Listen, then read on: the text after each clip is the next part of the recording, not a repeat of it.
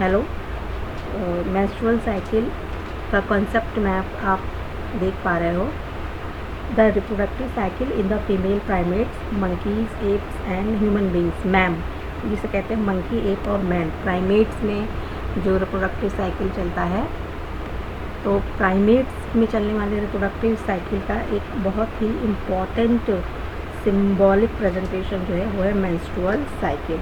Reproductive cycle एक बहुत important reproductive cycle जो फीमेल प्राइमेट्स में चलता है वो है कौन सा? Menstrual cycle. तो ये जो मेंस्ट्रुअल साइकिल रन करता है फीमेल में, प्राइमेट में, तो प्राइमेट का मतलब हो रहा है मैन, एप्स और मंकी में ये रन करता है। The first menstruation begins at puberty and is called menarche. तो ये क्वेश्चन पूछा जाता है आपसे कि मिनार्क क्या है। तो मिनार्क और मेनोपॉज ये दो टर्म्स आपसे पूछे जाते हैं कि क्या है, कि मिनार्क क्या है और मेनोपॉज क्या है। ठीक है, तो ये आपको समझ में आना चाहिए। तो ये मिनार्क क्या है? ऑनसेट ऑफ प्यूबर्टी पर मेंस्ट्रुअल साइकिल स्टार्ट होना, यानी menstruation, the first menstruation female में आता है जो 9 to 14 की एज के बीच में अलग अलग फीमेल में हो सकता है, वो मिनार्क कंडीशन है। और दूसरी कंडीशन हो गई आपकी मेनोपॉज, यानी कि जब मेंस्ट्रुएशन जो है वो फीमेल की बॉडी में पूरी तरीके से स्टॉप हो जाता है, तो उसे हम कहते हैं मेनोपॉज। वो कंडीशन को हम क्या कहते हैं? मेनोपॉज कहते हैं। ठीक है, तो मेंस्ट्रुएशन का स्टार्ट होने से लेकर के ख़त्म होने के बीच की जो फेज़ है, तो वो मेंस्ट्रुअल फेज़ में फीमेल होती है। और जब मेंस्ट्रुएशन किसी फीमेल में हो रहा होता है तो तभी हम उसको मानेंगे कि वो रिप्रोडक्टिव फेज़ में है। In human females menstruation is repeated at an average interval of about 28 to 29 days and the cycle of events starting from one menstruation till the next one is called the menstrual cycle. इस cycle के mid में एक important event होती है, और starting जो है वो आपको पता ही है कि मेंस्ट्रुएशन फेज़ से सिम्बोलाइज होती है। ये मेंस्ट्रुएशन फेज़ है जो जनरली 1 to 5 days की मानी जाती है, और कभी 6-7 days तक लास्ट कर सकती है। देखिए 1 to 5 days तक यहाँ पर, जहाँ पर वैजाइनल ब्लीडिंग फीमेल में होती है, तो ये मेंस्ट्रुएशन फेज़ है। इसके बाद का फेज़ आप ये जो देख रहे हैं, तो ये आपका फॉलिकुलर फेज़ है। इस फॉलिकुलर फेज़ में आप देख रहे हैं कि ओवरी के अंदर जो चेंजेज हो रहे हैं वो यहाँ पर आप देख पा रहे हैं। इस डायग्राम में आप यहाँ पर जो होने वाले चेंज हैं वो ओवरी में हो रहे हैं, ओवेरियन चेंजेस हैं। यहाँ जो होने वाले चेंजेस हैं साइकिल में, ये किस दिन में यूट्रस में क्या चेंजेस होते हैं। और ये जो हार्मोन्स आप देख रहे हो, दो हार्मोन एस्ट्रोजन और प्रोजेस्टेरॉन, ये दोनों हार्मोन जो हैं वो ओवरी के हार्मोन्स हैं, ओवेरियन हार्मोन्स हैं। और यहाँ पर आप दो हार्मोन्स देख रहे हो, LH और FSH, ये क्या के हार्मोन्स हैं? ये एंटीरियर पिट्यूटरी के हार्मोन्स हैं। तो पिट्यूटरी ग्लैंड से ये जो हार्मोन निकलते हैं, सबसे पहले यहीं से साइकिल स्टार्ट होती है। फिर ओवरी के हार्मोन्स बनते हैं, एस्ट्रोजन, प्रोजेस्टेरॉन रिलीज होते हैं। ये जो फॉलिकल्स डेवलप हो रहे हैं यहाँ पर, ये आप देख रहे हैं, ये फॉलिकल्स डेवलप हो रहे हैं। इनमें क्या क्या चेंजेस आते हैं ये अलग से मैंने आपको एक बताया था वीडियो में। तो इसमें अंदर की तरफ आप सेल देख रहे हो, oocyte सेल है।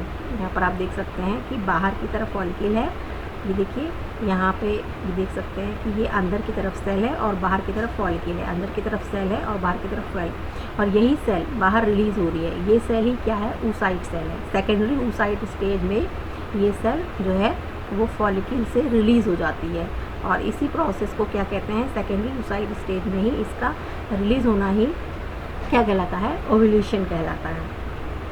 ठीक है, तो सिंक्रोनाइज वे में ये सारी प्रोसेस एक के बाद एक होते जाती है। तो आप यहाँ देख सकते हैं कि ये सबसे पहले जो इवेंट सबसे इम्पॉर्टेंट रोल प्ले करता है वो है फॉलिकल स्टिमुलेटिंग हार्मोन, या जिसका नाम है FSH हार्मोन, जो एंटीरियर पिट्यूटरी से रिलीज होने वाला है। गोनेडोट्रोपिन्स, इन दोनों हार्मोन को एक साथ मिलाकर गोनेडोट्रोपिन्स कहते हैं। तो ये गोनेडोट्रोपिन्स को रिलीज़ करने का सिंबल कौन देता है, सिग्नल कौन देता है? हाइपोथैलेमस देता है। हाइपोथैलेमस से GnRH रिलीज़ होता है, गोनेडोट्रोपिन रिलीजिंग हार्मोन, यानी इन हार्मोन्स को रिलीज़ किया जाए ऐसा हार्मोन भी एक रिलीज़ होता है हाइपोथैलेमस से। वो हाइपोथैलेमस एंटीरियर पिट्यूटरी को मैसेज दिया तो पिट्यूटरी से ये हार्मोन रिलीज़ हुआ। अब देखिए फर्स्ट यहाँ आप इस पूरी साइकिल को आप देखेंगे कि दो इम्पॉर्टेंट फेज़ में बांट दिया गया है। एक फॉलिकुलर फेज़ जो डोमिनेटिंग फेज़ है, और जो दूसरी डोमिनेटिंग फेज़ दिखाई दे रही है ल्यूटियल फेज़ दिखाई दे रही है। तो फर्स्ट फॉलिकुलर फेज़ में आप देख रहे हैं कि मेन आपको रोल दिखाई देता है पिट्यूटरी हार्मोन्स का, और जो नेक्स्ट 15 डेज़ है उसमें आपको मेन रोल दिखाई देता है, या राइज आपको दिखाई देता है किसमें, ओवेरियन हार्मोन्स में दिखाई देता है। लेकिन ओवेरियन हार्मोन्स में भी आपको देखिए दो हार्मोन्स दिखाई दे रहे हैं, जिसमें से प्रोजेस्टेरॉन जो है वो सबसे ज़्यादा आपको दिखाई देता है कि उसका लेवल जो है वो राइज हो जाता है सेकेंड हाफ में, जबकि फर्स्ट हाफ में एस्ट्रोजन हार्मोन हाई रहता है। इसी तरीके से लगभग आप FSH और LH का देखेंगे तो सिक्रेशन दोनों का एक ही जैसा पीक का जो पैटर्न है वो सेम है, लेकिन LH को आप देख रहे हो कि इस टाइम पर सबसे ज़्यादा है। तो एक्चुअली ये डे 14 है जिसमें ओव्यूलेशन होना होता है। तो ओव्यूलेशन जो है LH सर्ज के अंतर्गत होता है। तो LH सर्ज वो टाइम होता है जब ओवम रिलीज़ होने वाला होता है, और उस टाइम पर LH हार्मोन जो है बहुत ज़्यादा बढ़ जाता है, और इसी LH हार्मोन के अंडर कंट्रोल ही LH सर्ज के ही वजह से ये पीक मिलता है, और इस टाइम पर ओवम जो है वो रिलीज़ होता है, यानी ओव्यूलेशन का काम होता है। ओव्यूलेशन के पहले देखिए इंडोमेट्रियम की लाइनिंग जो है वो रिपेयर होती है। देखिए यहाँ मेंस्ट्रुएशन में सारी लाइनिंग टूटकर ख़त्म हो जाती है, फिर ओव्यूलेशन के पहले तक ये लाइनिंग फिर थोड़ी थोड़ी रिपेयर हो रही है। लेकिन आफ्टर ओव्यूलेशन आप देखेंगे कि यूट्रस में ये लाइनिंग की थिकनिंग बढ़ते जाती है, और यहाँ तक बढ़ते ही जा रही है, यानी कि फर्टिलाइजेशन होगा इस होप में यहाँ पर यूट्रस में लाइन बनती जा रही है ताकि प्रेगनेंसी की कंडीशन मेंटेन रहे। और इसमें हेल्प कर रहा है आपका, देखिए जितना यहाँ पर आप देखिए इंडोमेट्रियम लाइनिंग बढ़ रही है, उतना ही यहाँ पर प्रोजेस्टेरॉन हार्मोन का लेवल आपको बढ़ा हुआ दिखाई दे रहा है। तो ये प्रोजेस्टेरॉन हार्मोन कौन रिलीज़ करता है? ये रिलीज़ होता है इस स्ट्रक्चर से जिसका नाम है कॉर्पस ल्यूटियम। कॉर्पस ल्यूटियम कहाँ से आ गया? ये जो फॉलिकल्स या ओवा डेवलप हो रहा है, इसकी स्टेजेस आप देखेंगे कि यहाँ ये ओवम जो है सेकेंडरी oocyte के फॉर्म में रिलीज़ हुआ, और ये फॉलिकल है। तो यही फॉलिकल जो है बदल जाता है किसमें? कॉर्पस ल्यूटियम में बदल जाता है। ओवम के रिलीज़ होने के बाद ये बदल जाता है किसमें? कॉर्पस ल्यूटियम में। और यही स्ट्रक्चर जिसका नाम कॉर्पस ल्यूटियम है, ये इस हार्मोन प्रोजेस्टेरॉन हार्मोन को रिलीज़ करता है, और प्रोजेस्टेरॉन की वजह से ही यूट्रस में ये इवेंट्स होती हैं, थिकनिंग ऑफ यूट्राइन लाइनिंग जिसे कहा जाता है। तो इस तरीके से ये इम्पॉर्टेंट इवेंट्स और कब किस हार्मोन का लेवल बढ़ रहा है, और फर्स्ट फेज़ में क्या इवेंट्स हो रही हैं, सेकंड फेज़ में क्या हो रही है, ये आपको देखने को मिलता है। यहाँ पर ये आप एस्ट्रोजन हार्मोन का लेवल देखते हैं कि बढ़ा हुआ दिखाई देता है, लगातार एस्ट्रोजन हार्मोन बढ़ता जाता है। यानी जैसे जैसे यहाँ देख रहे हैं कि ओवरी में फॉलिकल्स डेवलप होते जाते हैं, तो आपको ये पता है कि यही जो फॉलिकल्स है, एक्चुअली यही फॉलिकल्स ही क्या करते हैं, यही फॉलिकल्स ही इन्हीं से थीका लेयर से, फॉलिकल की थीका लेयर से ही एस्ट्रोजन हार्मोन रिलीज़ होता है। ओवम जो डेवलप हो रहा है यही रिलीज़ करता है एस्ट्रोजन हार्मोन को। तो जैसे जैसे ये मैच्योर होता जाता है फॉलिकल, वैसे वैसे एस्ट्रोजन हार्मोन का लेवल भी जो है बढ़ता जाता है। लेकिन जब ओवम रिलीज़ होने वाला होता है तो उसके टाइम देखिए एस्ट्रोजन का लेवल हाई रहता है, और लेकिन उसके बाद जैसे ओवम रिलीज़ हो गया उसके बाद से एस्ट्रोजन हार्मोन जो है वो डिक्रीज़ होने लगता है, ताकि एस्ट्रोजन अगर रिलीज़ होते ही रहेगा हाई अमाउंट में, तो इसका ये मतलब है कि प्रेगनेंसी की पॉसिबल कंडीशंस जो हैं वो ससेप्टिबिलिटी उसके लिए कम रहेगी। तो इसीलिए FSH हार्मोन जो है वो सेकेंड हाफ में जैसे ही ओव्यूलेशन हो जाता है, ये देखिए ये यहाँ इतना पीक था, फिर ये तुरंत ही ये डाउन होने लग जाता है।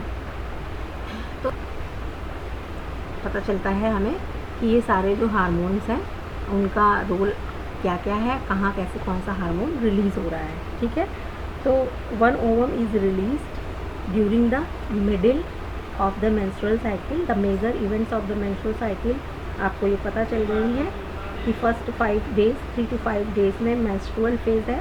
The menstrual flow results due to breakdown of endometrial lining of uterus and its blood vessels which forms liquid and that comes out through vagina. Menstruation only occurs if the released ovum is not fertilized.